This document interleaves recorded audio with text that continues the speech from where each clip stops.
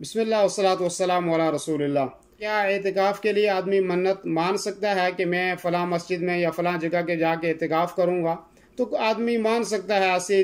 منت، اس میں کوئی حرج نہیں ہے، اس لیے کہ حضرت عمر رضی اللہ عنہ سے روایت ہے، وہ فرماتے ہیں کہ انہوں نے اللہ کے رسول صلی اللہ علیہ وسلم سے فرمایا کہ انی نذرت ان اعتکف لیلۃ فی المسجد الحرام، کہ وہ کہتے ہیں کہ میں نے اللہ کے رسول صلی اللہ علیہ وسلم سے کہا کہ میں نے جو ہے یہ نظر مانی تھی، یہ منت مانی تھی میں کہ میں مسجد حرام میں ایک رات کا اعتکاف کروں گا۔ تو فقال رسول اللہ فقال النبی صلی اللہ علیہ وسلم، تو اللہ کے نبی صلی اللہ علیہ وسلم نے فرمایا اوفی بنذرک، آپ اپنی نظر کو پورا کریں، آپ نے جو منت مانی ہے آپ اس کو پورا کریں۔